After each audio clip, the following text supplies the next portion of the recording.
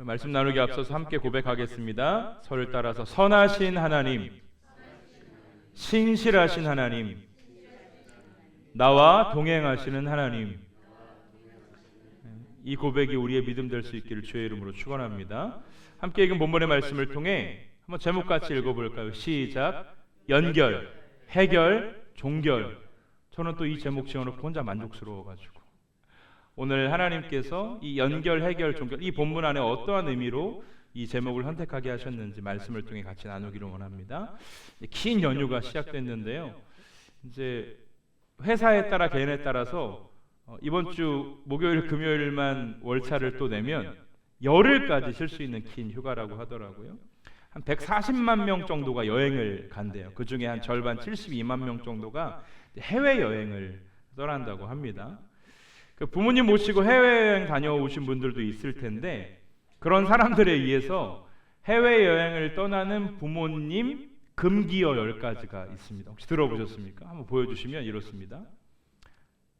아직 멀었냐 금지, 줄 계속 서야 되냐 금지, 음식이 달다 짜다 금지, 겨우 이거 보러 왔냐 금지, 이거 무슨 맛으로 먹냐 금지, 쇼핑하러 가서 눈치 주기 금지, 돈 아깝다 금지, 이거 한국 돈으로 얼마냐 금지, 이 돈이면 집에서 해먹는 게 낫겠다 금지, 물이 제일 맛있다 금지.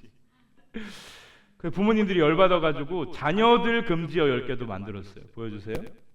똑같은 거 물어본다고 짜증내기 금지, 사진 다시 찍어줘 금지, 외출 준비 1시간 이상 금지, 하루 종일 핸드폰 하기 금지, 줄 서기 금지, 조금만 더 가면 돼 금지, 이런저런. 마지막에 엄마 아빠는 몰라도 돼 금지. 이 금기어가 이제 여행하면서 이제 경험되어지는 이제 일들이 있잖아요. 제가 사랑하는 우리 장모님 생각해 보니까 그런 게 있어요. 뭐냐면 우리 장모님이 예전에 음식 먹으러 식당 가서 맛있게 드시면 그냥 맛있다고 하시는데 좀 마음에 안 들면 이거 얼마냐고 물어보셨던 기억이 있어요. 부모님들 대부분 그렇죠. 공감이 좀 되는데 위에 금기사항들 어긴다고 무슨 일이 일어납니까? 그런 거 아니죠. 그냥 참고사항에 이제 불과한 거죠. 근데 살다 보면 이 금기의 선을 넘는 일들이 있습니다. 그런 사건들이 있습니다. 오늘 저와 여러분이 함께 읽은 이 본문의 사건은 사실 그 당시 넘지 말아야 될 선을 넘으신 예수님의 그 행동으로 오늘의 본문이 시작됩니다. 그 금기의 선을 넘으셔서 아무도 찾지 않은 한 인물, 한 여인에게 다가가신 예수님의 이야기로 오늘의 본문이 시작됩니다. 오늘 본문을 살피기 이전에 좀 대비되는 한 또 만남이 있는데 오늘 4장 읽었잖아요. 3장에 가면 예수님께 한 사람이 찾아오는데 누구냐면 니고데모라는 사람이 찾아오거든요. 이 니고데모는 유대인의 지도자였습니다. 들어보셨을 거예요. 이 산헤드린 공의회라고, 그 공의회의 의원이기도 했거든요. 이 산헤드린 공의회는 지금 우리나라로 따지면 사법기관이거든요. 그래서 예수님이나 사도들의 재판에도 이 산헤드린 공의회가 많이 등장했던 걸 들으실 수 있을 거예요. 그래도 이 정도 사회적 위치가 있는 사람들은 예수님 만나는 일이 그렇게 어려운 일은 아니었죠. 왜냐하면 예수님을 만나러 가는 길 자체가 어려운데 지도자였고 위치가 있었기 때문에 예수님께로 나아가는 일은 그렇게 어려운 일이 아니었을 겁니다. 그런데 오늘 예수님은 도저히 자신을 찾아올 수 없는 여인을 찾아가십니다. 이게 중요한 사건이거든요. 사회적 위치가 있는 사람들은 예수님을 찾아왔어요. 그러나 예수님께 찾아올 수 없는 자들을 예수님은 직접 찾아가셨다라는 것이죠. 오늘 본문에 등장하는 수가성의 물길로 나온 한 사마리아 여인입니다. 복음서에서 대부분 그랬듯이 예수님은 늘 소외된 자, 예수님 앞에 나올 수 없는 자들에게 직접 찾아가셨습니다. 우리가 예수님을 닮기를 원한다 이야기하는데 예수님을 닮기 원한다라면 그 예수님을 닮기 원하는 그 발걸음의 첫 걸음은 높은 곳이 아닌 우리의 시선과 발걸음이 낮은 곳에 머물러야 한다. 제가 몇 번 그 말씀 드렸죠. 오늘 교회 고하용조 목사님이 성도들에게 여러분 예수님 만나기를 원하십니까? 성도들이 네 만나기를 원합니다. 딱 한마디 하셨죠. 그럼 낮은 곳으로 가십시오. 낮은 곳에 예수님이 함께 하십니다. 우리의 시선과 발걸음은 세상을 향하면서 나가 예수님 닮기를 원한다. 우리가 그렇게 신앙생활하는 경우가 많이 있는데 우리의 시선도 발걸음도 그리스도를 쫓고 따를 때에 우리가 그 예수님의 발자취를 닮아갈 수 있는 것이죠. 오늘 본문의 예수님의 목적지는 사마리아는 아니었습니다. 갈릴리였거든요. 그런데 예수님은 그 갈릴리를 꼭 사마리아를 통과해서 가시겠다고 말씀하세요. 본문 이전의 말씀이긴 하지만 한번 띄워주세요. 4장 3, 4절 말씀 같이 한번 읽도록 하겠습니다. 시작. 유대를 떠나사 다시 갈릴리로 가실새 사마리아를 통과하여야 하겠는지라. 이 3절 말씀 갈릴리로 가실새 4절 말씀 사마리아를 통과하여야 하겠는지라, 이거를 제가 원어로 찾아보니까 이런 의미가 있어요. 반드시. 그러니까 예수님께서 갈릴리로 가면서 만나는 사마리아는 어떠한 상황으로 인하여서 만난 게 아니라 예수님의 의도, 예수님의 의지가 거기에 반드시 반영이 되었던 갈릴리로 가는 길이었거든요. 사마리아 통과하는 게 큰일인가? 큰일이에요. 물을 달라 하시는 예수님께 이 사마리아 여인이 한 대답은 당시 유대인과 사마리아인의 관계를 보여주고 있거든요. 오늘 본문 말씀 9절 한번 같이 띄워주시고 읽겠습니다. 시작. 사마리아 여자가 이르되 당신은 유대인으로서 어찌하여 사마리아 여자인 나에게 물을 달라 하나이까 하니 이는 유대인이 사마리안과 상종하지 아니함이로라. 아멘. 자, 그냥 우리 한글 성경만 보더라도 대충 우리가 이제 관계를, 왜냐하면 상종하지 않는다라는 표현을 그냥 깨어진 일반적인 관계에서 쓰지 않거든요. 진짜 다시는 안 봐, 이럴 때 사실은 상종하지 않는다라는 표현을 쓰지 않습니까? 근데 왜 유대인과 그러니까 여기 오늘 본문의 핵심은 왜 유대인과 사마리아인이 등을 돌리게 됐는가가 이제 첫 번째 포인트인데, 그냥 쉽게 말씀드리면 종교관이 달랐어요. 종교관이 어떻게 달랐냐? 사마리아 사람들은 다 얘기하면 이게 구약의 이제 사건 때문에 시작된 거긴 한데, 사마리아 사람들은 구약 전체가 하나님의 말씀이다라는 이 결론에 도달하지 않았어요. 모세오경, 창출, 레위, 신 5가지만 하나님의 말씀이. 그러니까 유대인들이 이야기하는 그 이스라엘과 이 다윗의 어떠한 그들의 역사에 순종할 수가 없었던 거죠. 나머지 구약 성경과는 자신들하고는 아무런 관계가 없다라고 생각을 했던 거죠. 왜냐하면 계속 다윗 왕과 예루살렘에 대한 이야기가 펼쳐지는데 이 사마리아 사람들은 그 이전의 이야기, 모세의 오경만을 가지고 구약 성경이라고 믿었기 때문인 것이죠. 그들이 이야기하는 예루살렘, 다윗 왕에 관한 이야기는 모두 남쪽에 있어요. 그리고 그 못된 유대인들에게 속하는 것이기 때문에 관심을 갖고 싶지 않았습니다. 그리고 마침내 유대인들이 모든 전쟁이 끝나고 유배지에서 다시 돌아왔을 때에 사람들이 돌아왔고 성전이 재건되지 않았습니까? 근데 이 사마리아는 북쪽에 위치했단 말이죠. 북쪽에 있는 사마리아인들은 그들만의 성전을 지었고 예루살렘이나 다윗성과 아무런 상관이 없고 관계를 맺고 싶지도 않았던 것이죠. 그래서 아까 이제 공동체 성경 읽기할 때 보신 분들은 아시겠지만 너희는 이 산에서 예배하고 우리는 이 산에서, 그게 그거거든요. 예루살렘에서만 예배하는 유대인들과 그리심산에서 예배하는 사마리인들과 자기가 모시고 있는 그게 아예 달랐던 거예요. 그래서 그들은 그리심산과 에발산에서 그들만의 성전을 따로 지었고, 그러다가 유대인들이 기원전 2세기에 권력을 되찾았을 때에 사마리아인들이 하는 일들을 상당히 싫어해서 사마리아인들의 성전을 다 파괴했어요. 그러니까 역사적으로 등을 질 수밖에 없는 그런 상황이었던 거죠. 그러니까 우리가 괜히 일본한테, 우리가 막 피해를 입은 건 아닌데 우리 조상들이 피해를 입으니까 뭔가 마음 한가운데 미운 게 있잖아요. 그러니까 어쨌든 축구를 하든 야구를 하든 한일전은 막 죽더라도 이겨야 되고, 막 일본에 막 쓰나미가 오고 막 지진이 왔을 때 안타깝긴 하지만 또 한 구석에는 약간 또 이런, 또 이게 뭐냐면 이게 역사가 학습된 거예요. 학습된 분노가 그 안에 있는 거거든요. 지금 사마리아인에게는 그런 분노가 있는 거죠. 유대인의 관점에서 이 사마리안들을 보면 혼혈 민족이었어요. 왜냐하면 순수성을 잃어버리고 다른 민족과 합하여져서 결혼을 했던, 그건 사실은 율법에 위배되는 행위인데 사마리아인은 그 행위를 저질렀죠. 진정한 종교를 가진 사람들이 아니다 이야기하죠. 사마리아 사람들에게는 유대인들은 반깡패인 거죠. 왜? 권력 되찾아서 자신이 섬기는 신의 신전을, 성전을 다 헐어버렸기 때문에. 그래서 역사적으로 이렇게 등을 돌리게 된 계기가 오늘 유대인들이, 그러니까 여러분 유대인들이 갈릴리 갈 때 사마리아 통과하지 않으면 지중해 연안 끼고 삥 돌아서 가야 되거든요. 그래도 그렇게 가는 거예요. 그래도 그렇게 가는 거예요. 왜? 그만큼 역사적으로 이 두 민족 간에 갈등이 있었기 때문에. 그런데 예수님은 유대인이시죠?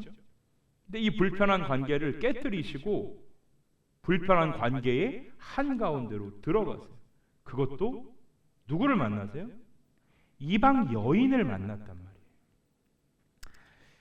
근데 저는 이 예수님께서 이방 여인을 만나는 이 장면을 제가 읽었던 책의 한 대목으로 좀 정리를 하고 싶은데, 예수님에게는 피해야 될 이유보다 살려야 할 이유가 더 컸기 때문에 그곳으로 들어가신 거예요.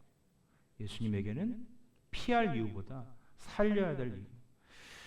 우리의 삶과 신앙의 문제 앞에 여러분의 선택이 살리고 세우는 데 있기를 주의 이름으로 축복합니다.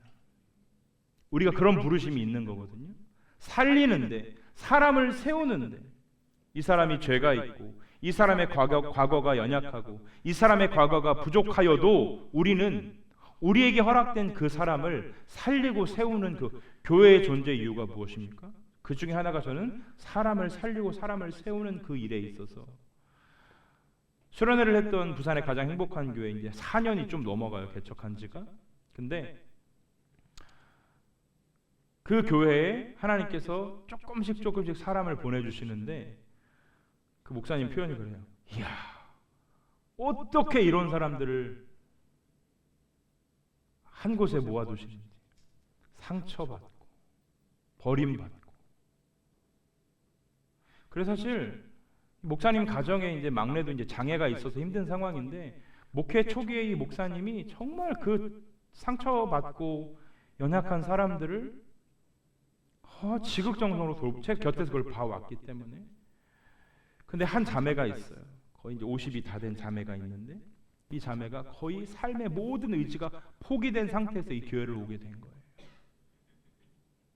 이 목사님과 사모님이 이 자매를 세우고 살리고 먹이고 입히고, 이 자매가 그 하나님의 은혜와 목회자 부부의 사랑으로 말미암아서 조금씩 성장하고 조금씩 자라나고, 사실 거의 제가 볼 땐 한 1년 이상은 거의 매일 붙어 있었던 것 같아요. 이 자매도 그게 너무, 자기에게 오는 관심이 너무 좋고 사랑이 너무 커서. 그리고 이 자매가 이제 다시 힘을 얻고 다시 일을 할 수 있는 정도까지 이제 무기력한 삶에서. 근데 알고 봤더니 이 자매가 부산의 한 농수산 시장에서 아주 채소 가게 아가씨로 이름이 유명했던 사람인 거예요.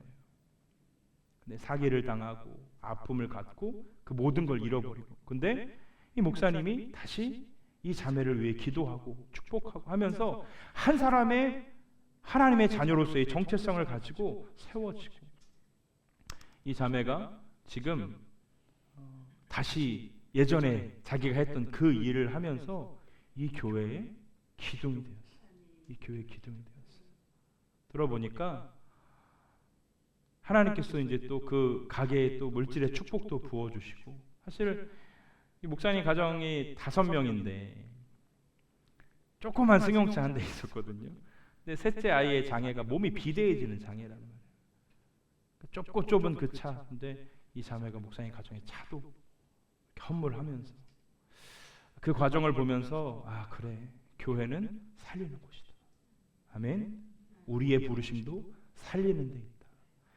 내 말 한마디가 사람을 살리고 나의 작은 어떠함이 사람을 살린다라면, 주님 사람을 살리고 세우는 일에 나의 삶을 사용해 주십시오. 이 고백으로 살아가는 우리가 될 수 있기를 축복합니다. 왜 우리가 이 일을 감당해야 되느냐? 주님이 우리를 살리셨어요. 아멘. 주님이 우리를 사망으로부터, 저주로부터 우리를 구원하셨기 때문입니다. 이제 우리는 그러면 이 사마리아 여인이 어떤 사람이었는지 좀 봤으면 좋겠어요. 이제 본문을 통해 몇 가지 추측해 보자고요. 첫 번째, 이 물을 기르러 온 시간이에요.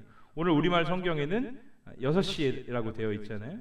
근데 이제 그 6시가 그 유대의 시간하고 우리의 시간하고 이렇게 생각하시면 돼요. 6시간을 빼면 돼요.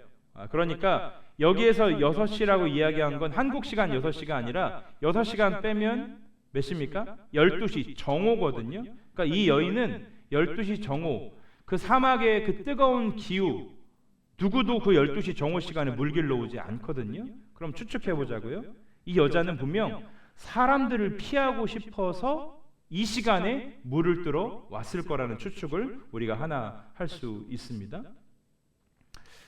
그런데 이 사람들을 피해야만 했던 이유가 무엇인가? 오늘 본문 뭐 다 읽지 않았지만 18절에 보면 지금 이 여인에게 남편이 5이 있었대요. 그리고 지금 또 한 명의 남편이 있대요. 그러니까 이 여인은 6번의 혼인을 치른 여인이거든요. 이게 능력이 좋은 게 아니에요, 여러분. 그 시대의 유대의 문화를 조금만 살펴보면 이 당시 유대인과 사마리아인의 문화 속에는 이혼의 권리는 오직 남자에게만 있어요. 여자는 이혼을 청구할 수도 없고 이혼 소송을 할 수도, 오직 남자에게만 이혼의 권한이 있어요. 사실 여자는 어떤 인격으로 여겨지기보다 남성의 소유였고 무조건적으로 순종해야 되는, 나이도 상관없이 무조건적으로 순종해야 되는 상황들. 그렇다면 이 여인은 추측하기로 5번의 이혼을 당한 거예요. 이혼을 당한 거예요. 여러 가지 상황으로 보면 의심할 수 있는 것은 아마 이 여인의 부도덕함이 있지 않았는가라고 이야기를 할 수 있어요. 왜냐하면 이혼 사유 중에 첫 번째가 수치스러운 일을 했을 경우. 근데 이 수치는 구약 성경에 나와 있는 이 간음을 했다거나 다른 남성과의 어떤 관계 때문에 이제 이런 수치를 당했다라고 보통 이야기를 많이 하거든요. 이 중요한 것은 이 여인은 그렇게 버림받은 인생이었다라는 것이죠. 그렇다면 계속 버림받는데 또 계속 결혼을 하네? 이렇게 우리가 생각을 할 수 있거든요.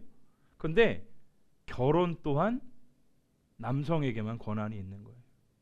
왜 이 여인이 5번의 결혼을 했냐면 사실 당시에 나이가 많고 재력이 있는 사람들은 이렇게 버림받은 여인들을 쉽게 말하면 사옵니다. 자기의 어떤 성적인 욕구를 해결하는, 어찌 보면 이 여인은 비참하디 비참한 인생으로 지금 이 자리에 이 시간에 서 있는 것입니다. 어떤 이유가 됐든 상처투성이 몸도 마음도 상할 대로 상한 한 여인에게 예수님이 찾아오신 거예요. 근데 본문을 읽어서 알겠지만 예수님은 처음에는 그 여인은 예수님의 존재에 대해서 지금 모르고 있는 상황이란 말이죠. 그저 유대인 남성이 자신에게 말을 거는 것 자체가 되게 두려운 거예요. 왜냐하면 이 여인은 지금 그런 남여의 어떤 관계 부정한 것, 이것 때문에 지금 이혼을 당하고 버림을 당하고 그런 상황인데, 유대인 한 남자가 사실은 금기의 지역에 와서 다른 이방의 여인에게 금기된 행동을 지금 하고 있는 거잖아요. 그 여인에게는 금기된 일이고 그 여인에게는 노심초사 걱정되는 일이었지만 예수님은 살리는 것이 목적이시기 때문에 직진하는 거예요. 가시는 거예요. 그러면서 그 예수님께서 그 여인에게 다가와서 물을 달라 하세요. 예수님은 이 생명이라는 의미가 담긴 이 물을 여인과의 대화의 매개체로 삼으셨어요. 다르게 표현하면 내가 너에게 새로운 생명을 주러 왔어. 영원한 생명을 주러 왔어. 영원한 것을 내게 주고 싶어 초청하셨던 것이죠. 사랑하는 동역자 여러분, 한번 우리 스스로에게 질문해 보자고요. 나는 어디에 목마른가? 나는 무엇에 목마른가? 그런 찬양이 있죠. 의에 줄이고 목이 마르니. 여기서 말하는 의가 무엇입니까, 여러분? 성경에서 말하는 의는 예수 그리스도이십니다. 하나님의 의, 예수 그리스도. 예수님께 목마른 인생을 우리는 살아가야 한다라는 것이죠. 왜 그럴까요? 하나님 그렇게 만드셨어요, 여러분. 우리가 창조 섭리를 거스를 수 없거든요. 하나님은 우리를 만드실 때에 우리를 구원하신 예수 그리스도로 목마르도록 우리의 존재를 그렇게 만드셨다라는 것이죠.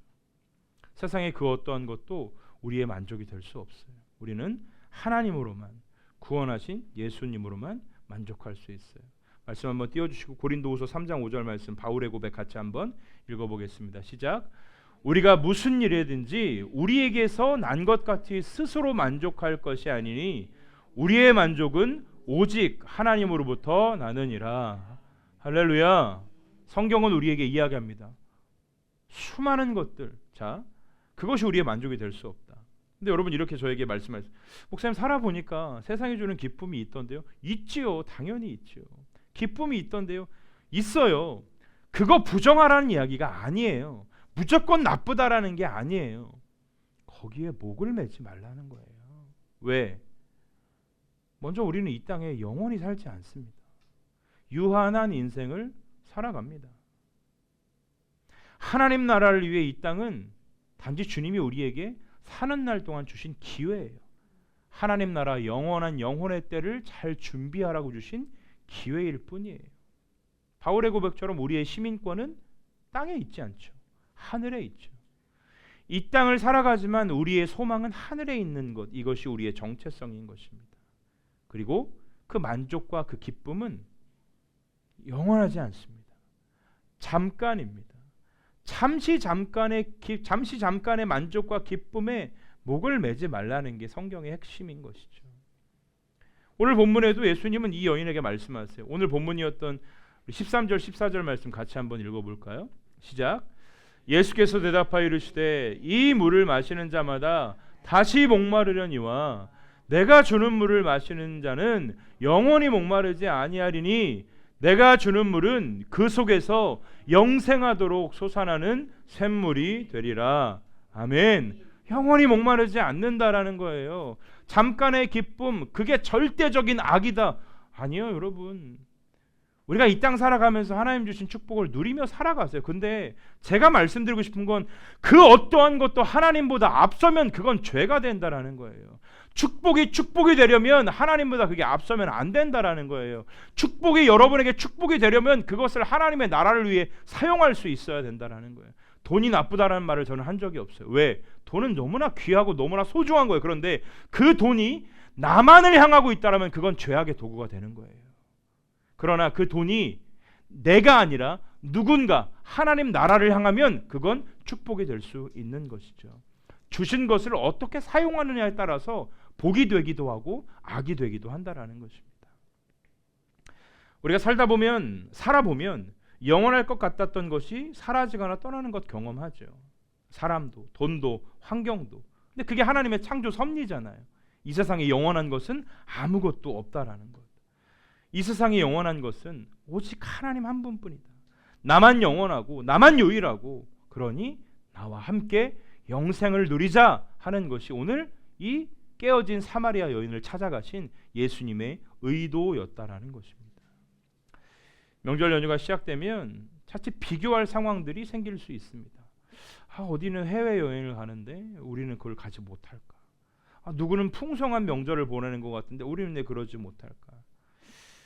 그 비교가 여러분들의 마음을 힘들게 한다라면 그렇게 생각할 내가 영적으로 좀 덜 성숙했구나. 우리의 비교가 세상에 있으면 누구 한 사람도 만족하는 사람 없거든요. 여러분 그렇지 않습니까? 누구 한 사람도 만족하는 사람이 없죠. 가치관이 바뀌어야 돼요. 생각이 바뀌어야 돼요. 최근에 화제가 됐던 게 뭐냐면 그 삼성의 이재용 회장과 그 동생인 신라호텔의 이부진 그 사장의 신발과 가방이었습니다. 그 이재용 회장이 신고 다니는 그 기능화가 하나 있는데 그게 한 7만 원, 8만 원 하는 거래요. 그러니까 사람들이 놀라는 거죠. 아니 이렇게 우리나라 최고 부자도 검소하게. 최근에 그 신라호텔의 이부진 그 사장이 자기 아들의 졸업식에 참여를 했는데 사람들이 과연 저 사람은 어떤 옷을 입고 어떤 가방을 근데 들고 온 가방이 한 17만 원, 18만 원 요 정도 했다라는 거죠. 저는 그 생각 늘 많이 하거든요. 만족은 자기 중심인 거예요. 내가 만족스러우면 만족스러운 거예요, 여러분. 좋은 가방 그거 남들이 알아주지 않으면 그거 되게 속상한 거 아세요?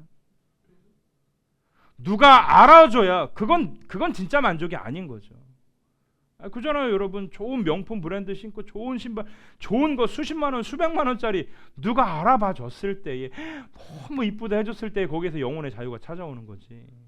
나 혼자 들고 다니면 그거 사람의 심리가 그렇다니까요. 저도 많이 봤어요. 생각하면서 권사님들 가방 아들 딸들이 좋은 거 사주고 오면 그 내려놔야 되는데 계속 들고 계시더라고요. 누가 알아봐 줘야 되니까. 근데 누가 한마디 해주길 원하는 거야. 권사님 가방 샀네? 그러면서 그냥 뭐 아들이 뭐 사준 거라고 막 그냥 그렇게 얘기하는 거예요. 별거 아닌 것처럼 얘기하는 거예요. 좋으면서. 세상의 가치는 그렇거든요. 내가 무슨 차를 타고 어디에 살고 무엇을 먹고 그 중요하지 않아요. 저는 이제 국밥을 제일 좋아하거든요. 국밥 한 그릇만 있으면 영혼의 자유가 찾아와요. 그래서 제가 너무 좋아하는 국밥집이 나성동에 생겨가지고 요즘 하루에 한 끼씩 그걸 먹고 있어요. 어제도 우리 식구들 데려가가지고 먹었어요. 수십만 원짜리 호텔 뷔페 먹는 것과 비교할 수 없는 기쁨이 있죠. 사랑하는 사람들과 먹기도 하고 내가 좋아하는 걸 먹는 게 중요한 거지. 내가 어디에 가봤다 뭐 해봤다 그게 만족되는 순간 우리는 모든 것을 잃어버릴 수밖에 없어요. 내 만족, 내 기쁨 그리고 우리의 영원한 만족은 하늘에 있음을 기억하시길 축복합니다.